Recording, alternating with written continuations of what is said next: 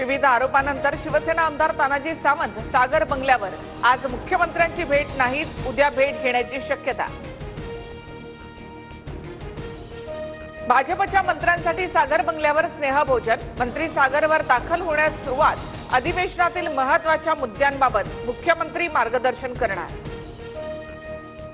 मुंडेंच्या राजीनाम्याच्या मागणीवरून पहिला दिवस गाजला। अधिवेशनाच्या पहिल्या दिवशी मुंडेंच्या विरोधात विरोधक आक्रमक।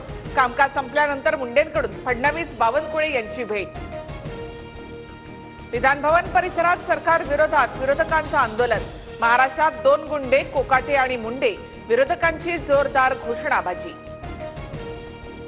कोकाटेंची फडणवीस, नार्वेकर आणि अजित पवारांसोबत बैठक। चारही नेत्यांमध्ये बंद दाराआड चर्चा। वेळ मिळेल तेव्हा माझी भूमिका मांडेन। बैठकीनंतर कोकाटेंची प्रतिक्रिया।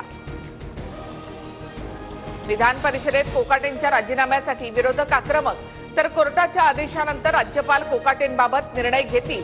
फडणवीसांची सभागृहात माहिती।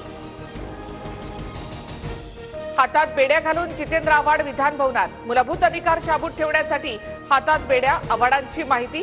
तर आव्हाड नौटंकी करतायत, गुलाबराव पाटलांची टीका। औरंगजेबाच्या काळात चांगलं शासन, भारत सोन्याची चिमणी होता। अबू आझमींच्या विधानामुळे वाद, तर आझमींवर देशद्रोहाचा गुन्हा दाखल करा, शिंदेंची मागणी। विधान परिषदेच्या विरोधी पक्षनेतेपदावर काँग्रेसचा दावा। काँग्रेसकडून सतेज पाटलांचं नाव चर्चेत। अंबादास दानवेंच्या दालनामध्ये हालचालींना वेग। महाविकास आघाडीतील विरोधी पक्षनेतेपदाचा तिढा सुटला। विधानसभेचं विरोधी पक्षनेतेपद ठाकरेंच्या शिवसेनेला, तर विधान परिषदेचं काँग्रेसला। नाना पटोलेंची माहिती।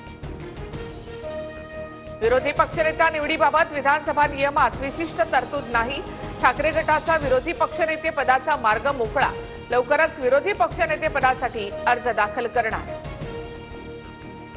विरोधी पक्षनेतेपदासाठी देखील विरोधकांकडे संख्याबळ नाही।